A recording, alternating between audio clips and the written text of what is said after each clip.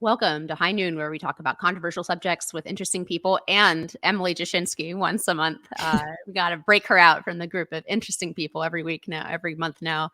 Emily Jashinsky, if you're not aware, is the culture editor over at The Federalist. She does a show with Ryan Grimm called Counterpoints on Crystal and Sagar's Breaking Points. And she's a fellow with us at IWF, a senior fellow with us. And she's also got lots of hats and generally a media commentator and a woman of many talents. So welcome back every month. It's that last week of the month again, Emily. It's my favorite week, Inez. And I was going to say, I love that illustration so much. If people are watching, they see both of our heads come into the picture during the theme song. But I just realized that picture of me is from college. Yeah, my picture, I think, is also like 5 years old. I still have the end of my blonde hair that I briefly had. You had great blonde hair. Fun times. So we got quite a docket today. I don't know if we'll get to all of it, but I wanted to start by asking you, since you're the perfect person to comment on Fani Willis and her affairs in Georgia, not because you're a political commentator, Emily, or that you have particular insights on the political condition of the United States as you do, but because you are an avid watcher of the Real Housewives. And this is what this feels like. It feels like a Maury episode. Old Dr. Phil before he got interested in more serious subjects. That's what this is starting to feel like. So, what is your take on the fact that literally they thought that they could get away with blatant corruption and scandal while breaking the norm of prosecuting the domestic political opposition?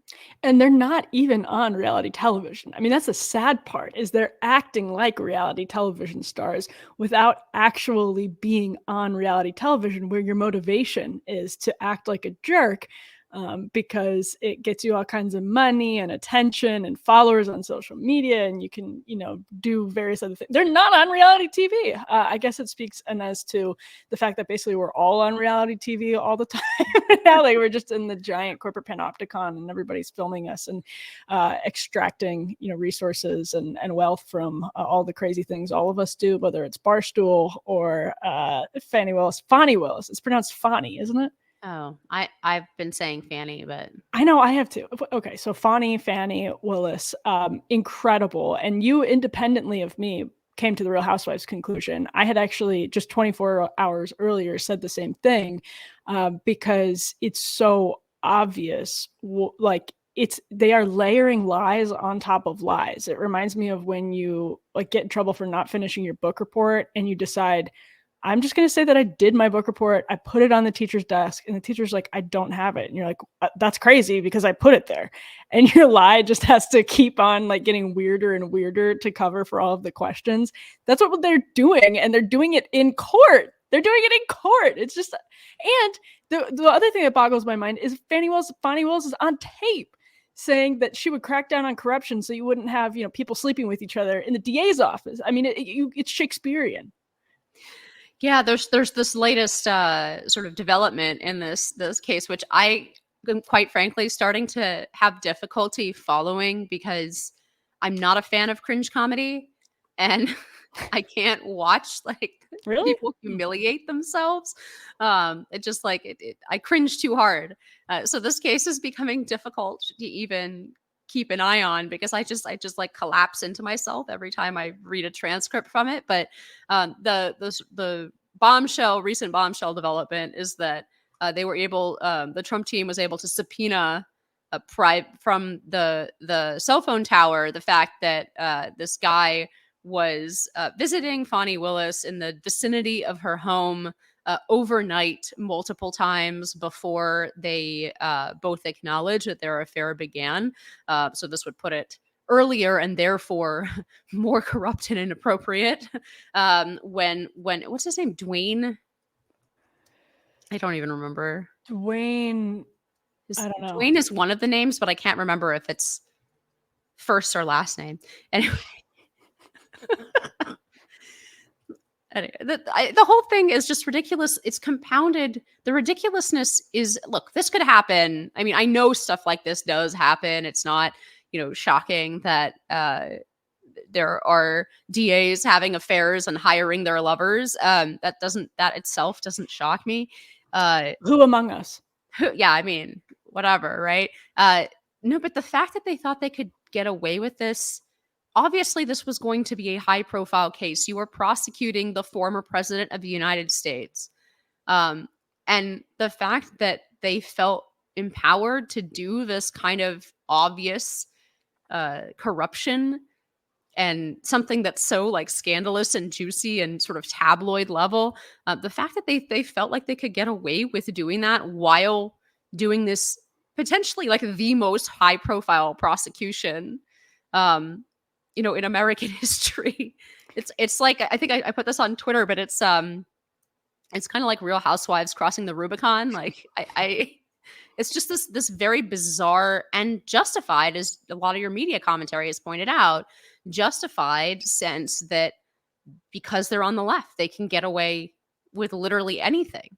That's a good point, actually. I wonder to the extent, I actually wonder how that factored into their decision making, to the extent they actually intentionally made decisions here, which honestly they clearly did, because we're talking about a pattern over months of vacation decisions, nighttime decisions. It was clearly like they had time to pause and think about what they were doing. So I actually wonder to what extent the fact that Fani Willis was on a roll. I mean, her career had momentum. She was treated like a VIP in the community. I actually genuinely am interested in that. And Megyn Kelly made a very good point yesterday, which is that this case, I know that Donald Trump is up against a bunch of different cases. This case, like many of them, but this case in particular, has like serious electoral implications. It could determine in some big part who the president of the United States is, who the leader of the free world is. We're not talking about some like run-of-the-mill corruption case in Honduras. Like, this is a very, very big deal, and it just proves Trump right. Like, his critics over and over again just prove him right about the rampant corruption and the audacity of a Democratic Party, of a left that is completely lacking in the sort of oversight that their counterparts on the right get, just by virtue of being hated by the media. Yeah, I mean, it is like, when you take a step back, again, it is shocking that they thought that they could get away with this given the profile of the case, but they don't even seem to think that then that bringing this case is controversial, right? Yeah. They should know that bringing this case is controversial. It's norm breaking, to use the favorite phrase of I love, by the way, one of the things that I inherited from listening to Red Scare is Anna Kachian saying WAPO instead of WAPO, which I just find so charming, because it shows how nobody actually knows what the Washington Post refers to itself as, which I just enjoy. And coming from DC, is it was always WAPO, WAPO, WAPO, and I am now calling it WAPO. Women can't read. Me, huh? Women can't read. Yeah, that's right. No, but I don't know how much more we can even do on this trial, but it does strike me like the serious part of watching this is that there's not really any even consideration of the fact that breaking these norms is serious, and that like if you proceed forward with breaking these kinds of norms, you better have all of your ducks in a row, and you probably shouldn't have gone on a bunch of luxurious vacations with your lover that you hired on for vastly inflated hourly rates. Like, you probably should clean that stuff up before you bring this level of norm breaking case. There's just no recognition of the seriousness of it at all. I was thinking about this the other day when I was reading this Associated Press report on the Leticia James case in New York, with Engoron overseeing it. And the Associated Press did this long review of every time that law has been enforced in the state of New York. And they concluded that it was utterly without precedent. I think the New York Times did a similar investigation, but basically, like, this is not how the rule is enforced. I think actually the way it's written, you can understand where Trump is in trouble, because I think probably it's this is his real estate evaluation case, fraud case in New York. Yeah, right. Yeah, it's a poorly written law, but it's never been implemented in a way where they're essentially victimless crimes. It is a victimless crime because the alleged victims said they didn't feel victimized and that they aren't victims and they were happy to make money off of Donald Trump. But it just reminded me of, like, I was thinking about this in the similar way to the Fani Willis case. Like, the majority of the coverage of Fani Willis is not critical. It's, there's so much of it that is fawning. There was so much coverage of Leticia James and Engeron that was fawning.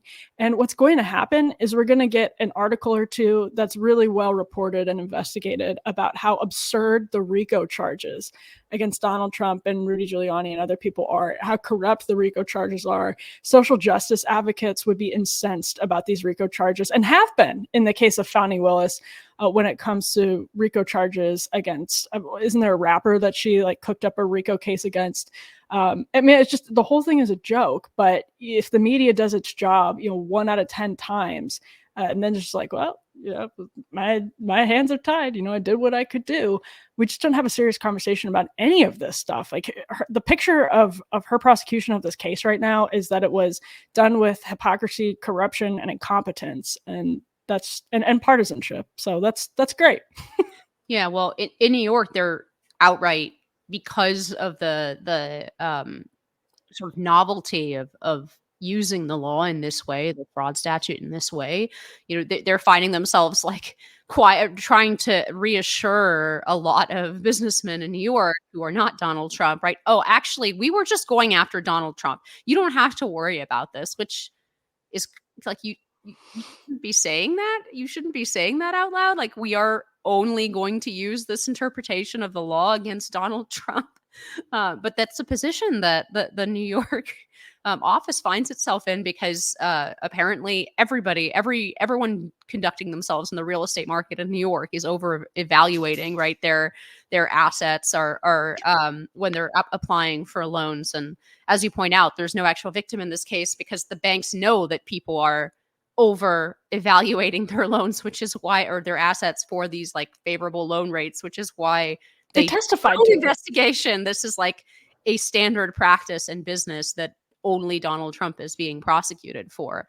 But yeah, again, there's like no sense of seriousness and what that means, like where you have people from the DA's office just casually saying, no, don't worry, like, business community of New York, we only did this various style. We found our, we pointed out our man and we found our crime. We're not interested in prosecuting you for this crime, even though this behavior is rampant and common in business transactions, right? And they're saying that out loud with absolutely no seriousness. It's insane. And like, again, it's really, really, really unhealthy. It's pushing us to such an unhealthy place, and we're just whistling past the graveyard. I want to turn to I think the two things on our docket that are more serious are this case, although I hesitate to call it. It's kind of that weird blend of total unseriousness and, like we said, like the Real Housewives reality TV aspect of it, with the absolute dead seriousness of prosecuting your political opposition like this is freaking Venezuela. But the other like serious thing I want to bring up before we have a little more fun with some of the rest of the topics, I think, is the Netchoice cases before the court. There's a pair of them. They're being heard together. One is from Texas, one is from Florida. These are states that have attempted to regulate social media companies. In the case of Texas, it's a more broad regulation about viewpoint discrimination and trying to ban viewpoint discrimination, or at least to make, and there are different aspects of the law, to make the terms of service really clear and evenly applied. And then in Florida, the regulation has more to do. It's clearly after Donald Trump. This is a law that went into effect and was passed after Donald Trump was kicked off of Twitter after January 6th in 2020, or to 2021. So this law is aimed at making sure that public officials, anyone running for office, cannot be suspended for longer than 60 days. And there's like certain restrictions around elections. Very, very reasonable piece of legislation. And I think you are going to see a very split. And the reason I break this stuff out is I think you are going to see potentially one of those cases where there's no clear majority and there are different combinations of justices that agree or disagree on different aspects of this. this case, and you're not going to get like a clear voice coming from the court with like, this is the new doctrine on this. But I think this raises some really interesting legal questions. One being what is the right analogy for social media companies? What slot in law do they fit into? Because in these cases, the social media companies are saying that their First Amendment rights are being violated by these regulations, and they're pointing to this case about the Miami Herald from the 1970s about op-ed pages, right? And how the government cannot force a newspaper to run, opposing op-eds, that the newspaper has the First Amendment right to curate its content of its opinion pages, right? Which is fine so far as that goes, but we know that these same companies will turn around and argue that in the case of Section 230 and the kind of exemption from liability that they have for things that people are posting on their websites that are potentially defamatory or illegal, they will turn around and say, no, we're not like the New York Times. We're not curating an op-ed page. We are a neutral forum for people to post their content, and they might be responsible for defamation, but we, the company, are not. Like, they might be responsible for breaking the child porn laws, for example, but we, the company, are not responsible for that, the way that the New York Times would be responsible for publishing something defamatory, right? So they kind of want it both ways. In this case, they're arguing that they're more like the op-ed page. So one of the questions the court is going to have to resolve, and I think it's going to take more than a few cases, is going to be what is the best analogy, right? Are these companies more like an op-ed page? Are they more like a common carrier? Are they more like the telephone company that can't hang up your conversation because you say something to your friend that the company doesn't approve of, right? Are they closer? That's something that Justice Thomas has argued in a bunch of dissents. The second spectrum that I think is going to have to be worked out, and you'll forgive me for going on a little bit longer about this, but it's helpful. Are legal issues that are they're both legal and they're cultural. Like, we are going to have to find a new framework for this, essentially this new kind of service, this new kind of platform. And the second spectrum that I expect the court is to deal with, it deals with last term's case 303 Creative, where you're talking about the First Amendment rights of an individual proprietor, a woman who sells her services making wedding websites in the open market, and then says, no, my customer can't make me make a gay wedding website, right? Because it goes against my personal beliefs, my religious beliefs, my First Amendment rights. And laughably, in the lower court, they called this woman a monopoly of one. And that was the justification in the lower courts. Ultimately, the Supreme Court overturned that. But they said, no, because you make a very special wedding website. It's a unique product, right? So you have a natural monopoly, and therefore you must serve all comers and do whatever people want. The Supreme Court knocked that down. In the middle, you have something like Hobby Lobby, which, again, the Supreme Court ruled the corporation in this case is a person, right? It has First Amendment rights. That's a family-held, a privately held company. And then on the opposite end, like the total opposite end of the spectrum from 303 Creative and from an individual proprietor, is a publicly traded company like Alphabet or Twitter, right? And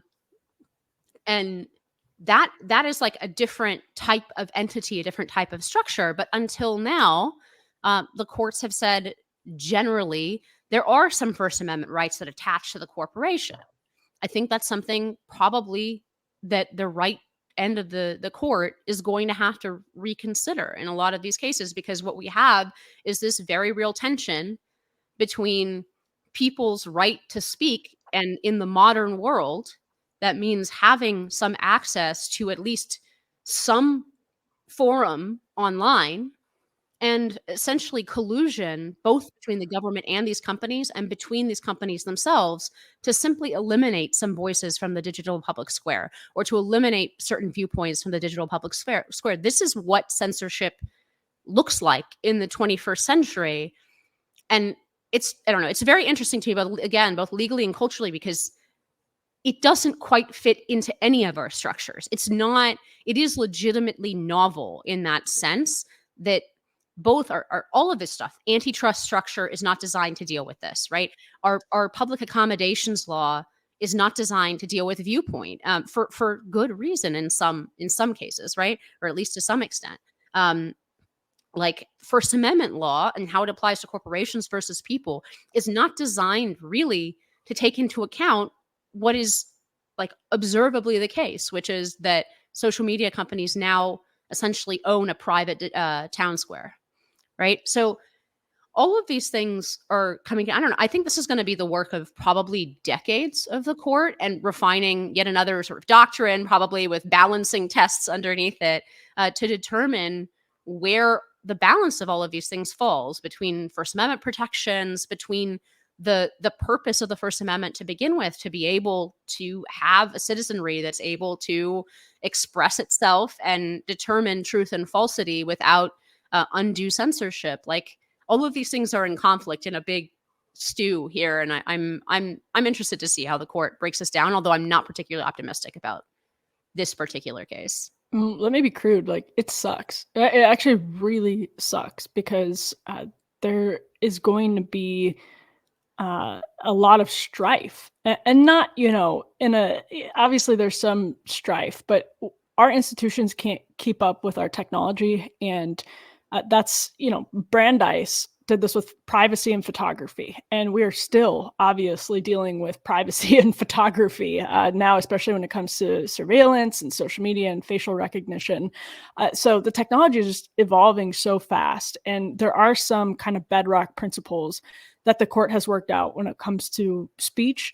It had to do this when it came to rails, as Clarence Thomas has talked about, when it came to telecom. As the technology has changed, we have had institutions catch up. We've had the courts catch up, and that's that's happened since the country began. This is our institutions have to be built to adapt to some degree, maybe not so quickly as Madison warned against, but they also can't be too slow, because if they're too slow, you kind of get people's lives being lost in the mix, and you get sort of functioning becoming impossible. And the rate of change in technology just over the last 5 years, I mean, if you talk to people who are working in the generative AI space, they're like, this is a day by day rapid rate of change. We're not talking year over year. We're not talking decade over decade. We're literally talking that this technology is evolving leaps and bounds, sometimes on a daily basis, on a weekly basis. And so I think it's just going to get a lot worse. And Alito had a really interesting question. I think this was to the Netchoice attorney about whether or not Gmail, if it didn't like a message that was being sent, could just boot someone off of the platform, could say, you can't email about why you like Donald Trump on Gmail. And the attorney did not have a good answer to that question, but I think basically said, well, maybe. So to me, the bedrock principle here is natural monopolies. And the tech companies have sort of muddied the waters by arguing that Facebook is a competitor to Twitter, which really makes their argument for buying up and consolidating Instagram not work very well either. So they've been trying this argument that every social media channel is a competitor to every social media channel because they're just social media. It's a ridiculous argument, but there are some serious questions, and I just fear, Inez, that because of the way our sort of political system is structured right now, people with bad interests, we don't have consensus, cultural consensus right now on what constitutes, what constitutes violence versus speech. And in a culture like that, not only is it bad that you have so many revolving door problems between tech and government and regulators, but on top of that, you just have such division and cultural strife that I'm really afraid of the way this is going to evolve. But the case is a really interesting one. Yeah, to your point about the cultural lines, I mean, some of the questions from the liberal justices were actually more skeptical, and that's why I think you may get a very interesting mishmash out of these cases. But I'm not sure I agree with you. I about the natural monopoly aspect. I do think that Facebook and Twitter are competitors, and that they're providing some kind, that they like somehow are providing a similar product, even if, because we talk about that, you know, every service is different. I mean, you could say that even two streaming services with a different catalogs, right, are non-competitive in the sense that if you want to watch one show, it's on that, right? But they are all in the category of streaming. So I'm not sure I find that. And then I think that's actually part of the reason that I find the common carrier route that Justice Thomas is taking, despite him being my absolute favorite legal reason. So I'm like very open to being convinced by him, but I'm not sure that's the right way to go about dealing with this, only because the problem doesn't begin and end with social media companies, right? So, like, as that question pointed out about Gmail, we are actually talking about a larger phenomenon in which competitors, clear competitors in a market, like let's say banking, just a traditional kind of non-new techie, whatever, right? Just like a traditional market where you have, we would not say that there's anybody who has a monopoly, natural or otherwise, because, you know, you have Wells Fargo and Bank of America and blah, blah, blah, right? And what you're actually talking about is a situation in which all of the competitors, for non-financial reasons, all decide to exclude a certain part of the customer base, right? And to me, that looks a lot more like Heart of Atlanta. That looks a lot more like the Green Book South, and the fact that every motel on, you know, whatever, on Highway 10, um, in all of the southern states for hundreds of miles, could be counted on to exclude Black customers. So, like, there wasn't any one hotel or chain was not taking the hit, where you would naturally think that the market forces would work that way, right? Like, if there's a bunch of people willing to pay for a service, and one company doesn't serve them, then we would think the market should work, quote unquote, and another one should pop up.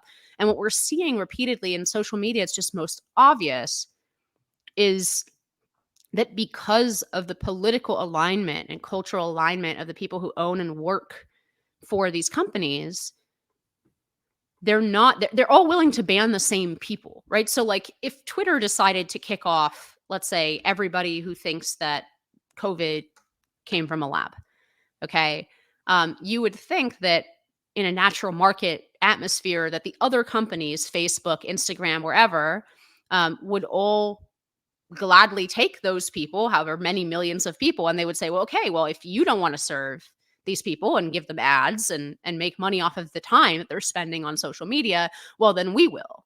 And what we're seeing repeatedly is that doesn't happen, because the people who run Facebook and the people who run Twitter before Elon Musk, right, they agree on who ought not to be listened to. And then there's the additional layer on top of it where the government is saying or hinting very strongly, if you know what's good for you, you will exclude these views. So it's just like, I'm not sure that the common carrier structure is really the right bucket for this. But then again, none of these things, and that's kind of the point, none of these things fits perfectly. I'm sort of in the camp that the best structure that fits the problem is probably public accommodations. But you know, there's a reason we want a limited number of characteristics that we force people to do business regardless of, right?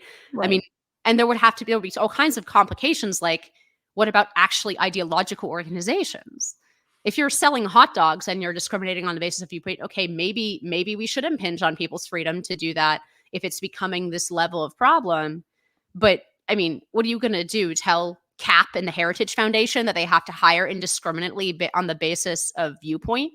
I mean, that's patently absurd, the entire point of the organization. Or even more so, like, you're going to tell Democrats and Republicans in Congress that they can't hire staff that aligns with them ideologically. Like, there are businesses and market constructions that are, the whole point is ideological, and then you have things in between where it's kind of shaded one way ideological, and there's tons of products like that, right, that are tractor, you know, ads go one way politically, they're trying to appeal to a certain kind of person, and like ads for lattes go the other, right? So it's just, it really is this morass of, you know, how much are we willing to restrict people's liberty to choose who they do business with on the basis of this equally important value that we need to be able to have public discussion with viewpoints of Americans actually represented and not censored, whether directly by the government or indirectly through private companies. It really is like a difficult balancing thing.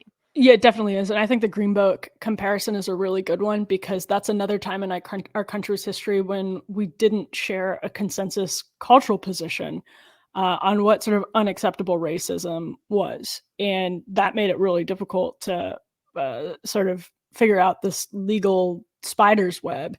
And I think that's another thing now, because like if we still shared as a culture, if the people who believed that voting for Donald Trump is necessarily a racist act, even if you're Black, if the people who believed that still only existed on the fringes of, Oberlin in the faculty lounge, we wouldn't have this problem.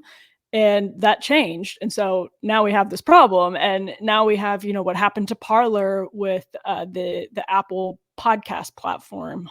So it is, I don't disagree with you. I think it is really, really tricky and difficult. And that's part of the other problem here is, before we started taping, I said it actually kind of reminds me, like exactly how you described the problem. It reminds me of the problem with IVF, which is a huge topic of conversation right now too, which is that these are legally really, they're not clear cut. They're not simple. They're not easy. There isn't like an obvious conservative or liberal solution. And I just, what scares me is that I don't think we're going to be able to come to conclusions or get any sort of sense of legal or moral clarity or cultural consensus on these things in this culture. Yeah. I mean, IVF is an interesting subject in itself. It is interesting to me how many, and I totally believe the polling that's coming out that shows that like even the people who identify as pro-life overwhelmingly support IVF. And I wonder how much that has to do with people not knowing what happens during IVF.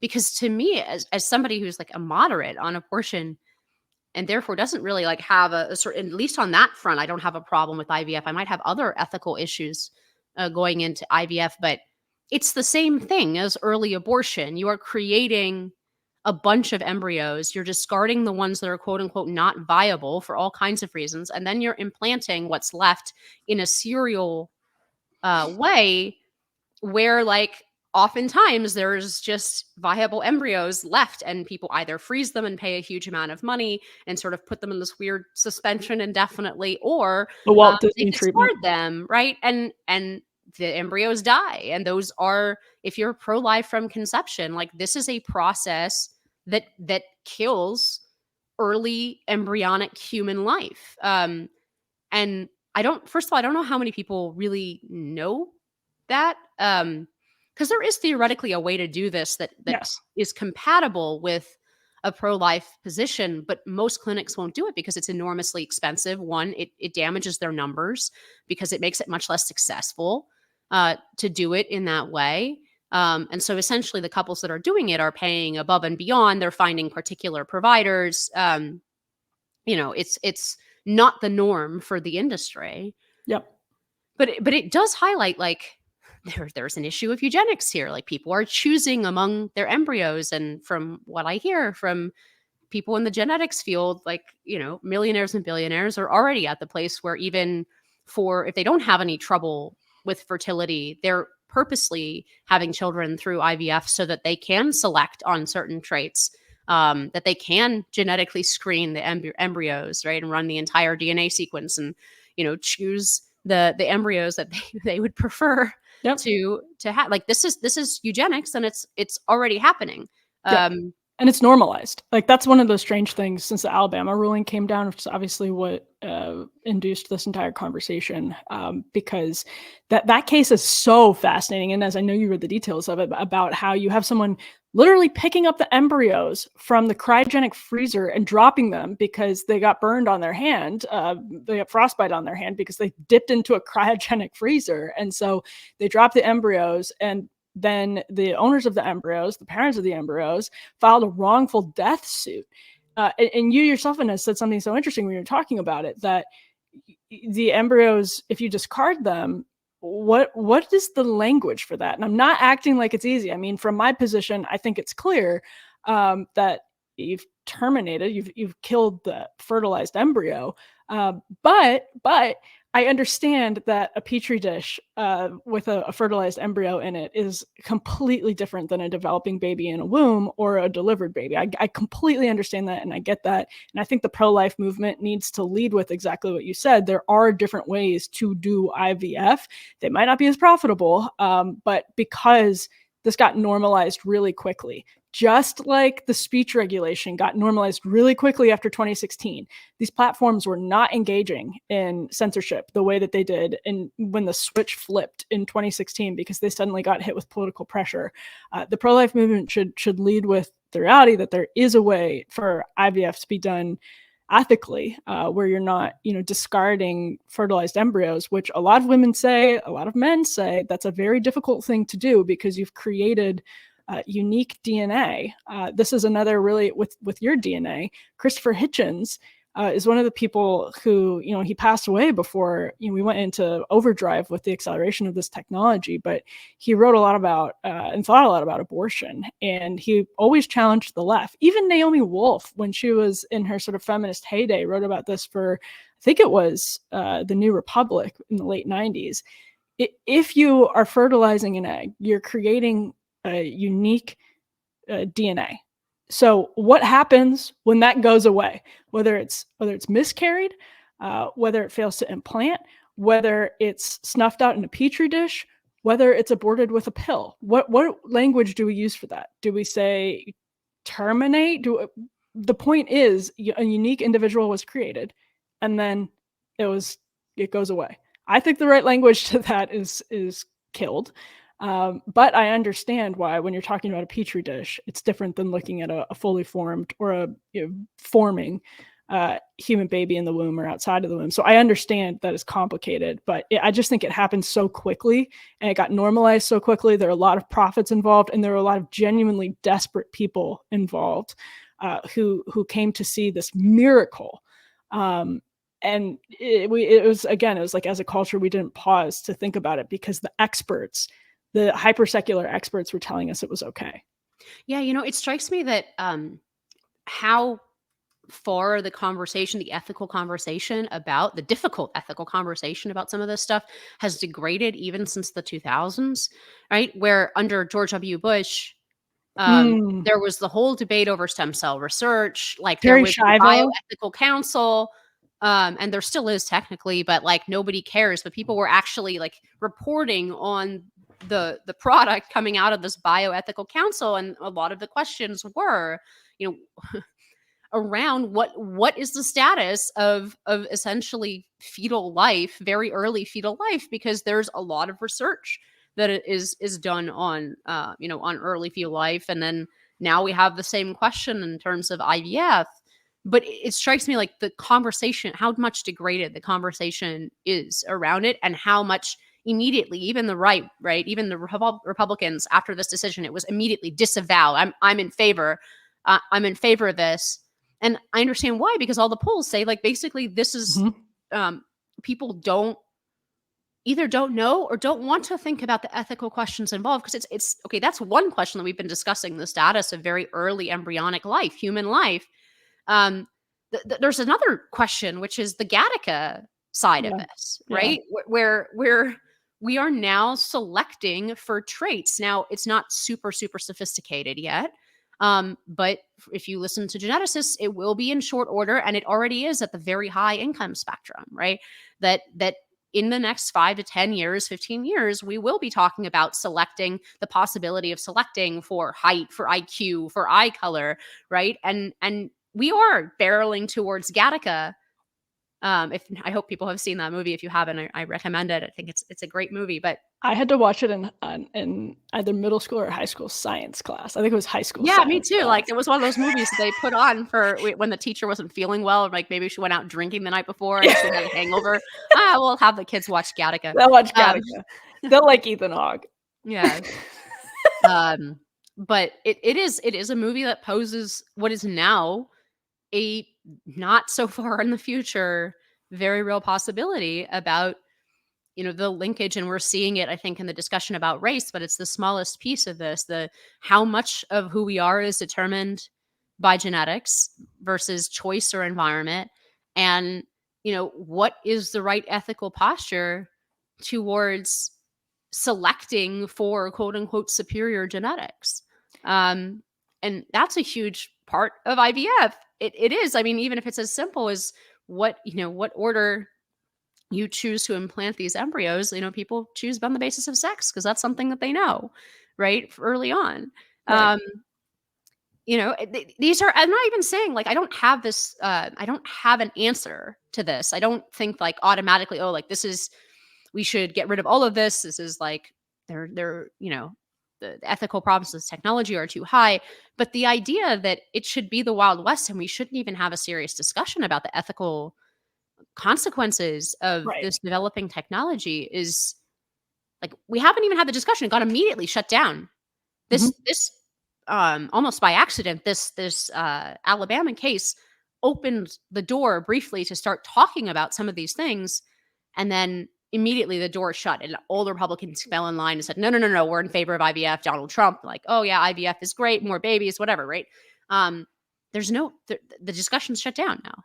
And it's because of, it's to your point, it's because of the polling. It's because of where we are as a culture. I mean, I think if you talk to a lot of hardcore pro-life politicians, like even Freedom Caucus, people jumped on this really quickly. They would probably say, I think IVF needs to be done in a more ethical way.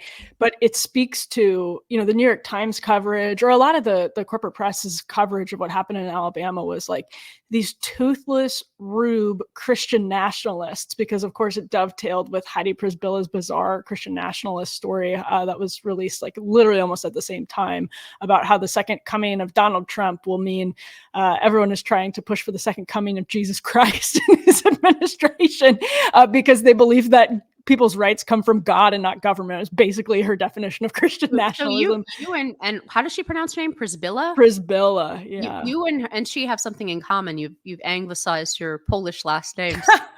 Yeah, Russian, and as you keep erasing, and no, in fact, a part of Russia. I don't believe you. Go do 23andMe. You'll find it's from Ukraine or something. I'll show you. It is. It's from Ukraine. It's from a part of Ukraine. From the Polish half of Ukraine. It's from a part of Ukraine that is now a part of. I'm sorry. It's from a part of what is now Ukraine, but was then Russia when they emigrated over. I can show you the. I can show you the documents. According to Vladimir Putin, it's all Russia. It's all Russia, right? So, how dare you impose your globalist agenda?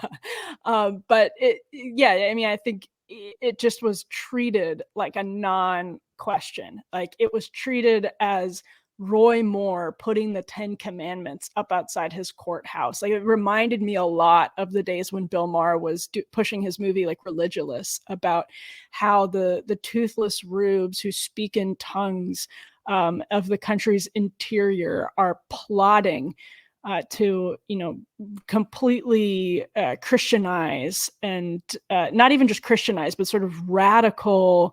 I'm trying to think of like a good cultural touchstone to this, but like they're trying to take over all of our institutions with this radical Christian political agenda to bring about the second coming or whatever they think it is. And in reality, it's actually like a very complicated and nuanced thing to grapple with. But the way that it was treated in the press, to your point, Inez, is a non-question. Like it's totally, we've already dealt with this, even from the left. And by the way, there are feminists who are now coming out and talking about the way IVF and surrogacy are abused.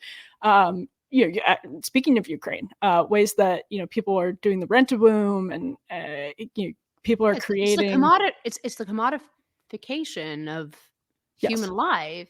There are so many ethical dimensions to this that are at minimum worthy of discussion and like societal input. Do we really want to live in a world where we're eugenically selecting babies, where we are commodifying the act of pregnancy, or like that's legitimate questions. I'm offended on your behalf as an evangelical Christian, because there seems to have been this weird cultural thing where like the religious right, the Christian religious right that Bill Maher was making fun of in Religulous, right? Everything that they said would happen more or less came true. And then the result has been to continue to dismiss them. Like in a fair world, right? People who maybe don't share the same bases or instincts would have said, well, maybe this is worth considering because, like, they said these things would happen if we allowed free abortion and gay marriage. And lo and behold, they've happened, right? Like those memes that have aged really badly where they list the laugh, like mockingly list the consequences of gay marriage. And it's like, the one thing is gay people will get married, but then it says like plagues. I can't remember what the other ones, but it was like people polygamy, people like I don't remember, but all of them were very clearly in place right now. It's like the Alex Jones memes, right? Like Alex Jones predicted everything.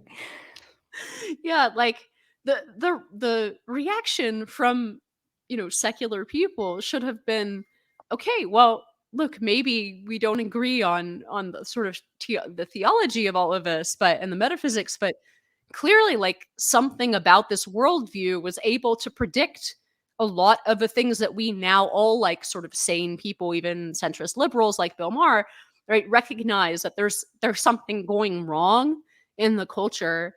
And these people predicted it before the rest of us. We thought it was easily separable, that we could have this sort of sexual libertinism or whatever, and we could separate it out from the consequences. And there's just like no reconsideration, and it's very unfair. Like, actually, it's like the contempt has not changed, even though the predictions have been proven right. Yeah, and it's totally the cliche of the frog in the boiling pot that we've talked about a million times, and I think that people are starting to recognize now. And I think that's especially true as the not just media, but sort of like Hollywood gatekeepers lose their power. It's because it's such an ideological monolith in those communities, and it's self-perpetuating. It's a self-reinforcing bubble. You get into Charles Murray and all of that stuff with super zips and education. People are going through these same filters and then filtering into the exact same neighborhoods where they're also subjecting themselves to filtered social media feeds. So they have like so little, like everything is curated and customized, and increasingly on the basis of hate speech and bigotry and whatever, these ridiculous terms that filter out all opposing viewpoints. So the stuff that's kind of piercing those bubbles, I think is getting really powerful, and it's getting harder for people to ignore. But, the sort of black pill on this is that there was nothing when the IVF story came out. Like everyone immediately, not even the Republicans who moved to like say this is not our platform or anything, they didn't say like, hey, this is a really complicated issue, but we're totally pro IVF. They're basically just like, we're totally pro IVF, and the conversation just moved right along. So I mean, granted, we're here talking about it, so hopefully other conversations like this are happening in kind of dissident media spaces, but that's kind of the black pill. Yeah, the lack of discussion. I want to close this out just briefly by discussing tradwives. Because I wrote a piece in The Spectator about it. Great piece. I think the title they gave it was "How the Tradwife Killed the Girl Boss Age," which I think is true to some extent, but I'm perhaps less emphatic about it than the headline. But anyway, I'm curious what you think about the tradwife phenomenon. It's been going on for like 4 or 5 years now. It seems to have hit the mainstream in a way that, like, before it was more of a niche internet thing. For people who aren't familiar, the tradwives are influencers online who are sort of putting forward an image of family, a home life. Often they have a lot of kids. They might be homesteaders. They make everything from scratch, right? One of the funnier things that has been said about them is that they're a pipeline to white supremacy, which leads me to wonder what the pipeline looks like between sourdough starter and white supremacy. But in any case, it's a very white phenomenon. And then there's this huge backlash to the phenomenon, not just from the left, including from especially women on the right, I think, who say this is too idealized. This is like selling a false bill of goods. It's not really what homesteading or being a stay-at-home mom is like. It's a difficult job. We ought to give it a more realistic treatment. So where are you on all of this? Well, it's exactly the same continuation, I think, of everything we've talked about today, with the exception of probably Fani Willis. But starting with what we were talking about with Netchoice, it's just people are increasingly realizing that some of these truisms that have been treated like they're unimpeachable are lies. That like in some way there's a kernel of falseness in some of these like really big things that and as if you're like you and I, you grow up in the you and me, you grew up in the 90s and got some of the kind of girl boss logic. People realize that they've been lied to, and that's not to say the answer to the lies is going like performative trad wife, because some of the performative trad wives, it's like, as my colleague John Daniel Davidson, who is like actually a homesteader in the middle of nowhere, frontier country, as he says, like if you're actually doing this stuff, you do not have time to film it for a vlog. You're not putting it on YouTube and Twitter. So I don't think it's the right answer, but I think they're identifying the right problem. And I think to your point, Inez, like I think Ryan, my co-host Ryan Grimm, coined the hippie to QAnon pipeline phrase. And I actually think that's going to happen more and more as the left and the political establishment clings to some of these lies. We're going to start seeing more people like from the left join forces with people on the right. And I don't know that we're going to have, we don't really have monoculture anymore. So I'm not saying like the whole country is going to turn inwards, but I do increasingly feel like the real, like America is hurtling towards being like giant Gotham, where the divide, it's not necessarily a class divide so much as it's not necessarily regional, but the regional divide is downstream of this bigger divide versus like traditional and EAC, like total accelerationist versus anti-accelerationist. And again, opposing all accelerationism isn't the answer either, but I think people are increasingly going to find themselves in that bucket as those accelerationists kind of cling to their lies or cling to their optimism about what acceleration can be. Yeah, I do have some ambivalence around the tradwife stuff, just because to me it is the performance of the intimate. And there is something pornographic about that, right? Some of these accounts are literally pornographic in the sense that they're clearly selling a domestic ideal to horny young men, and the husband is always off camera, right? Or horny young women who are like, look at my husband's pecs. And, he gets this just from chopping wood. Like no Peloton necessary. I haven't looked as much at those accounts, but it's true. But I'm talking, even the women are selling it as sort of like, they're dressed quote unquote modestly, but like very tightly. And they're sort of bouncing in a self-knowing way while they're mixing the pie. And like, it's very clear that it's appealing to the prurient. Yeah. But like that's true of all social media influencing and archetypes, right? It's not an accurate representation. Nobody is filming themselves scrubbing the toilet, like, even though we all do it, right? I mean, there are those accounts, but they're even worse, right? They're just making a performance out of being the most disgusting parts of everybody's lives.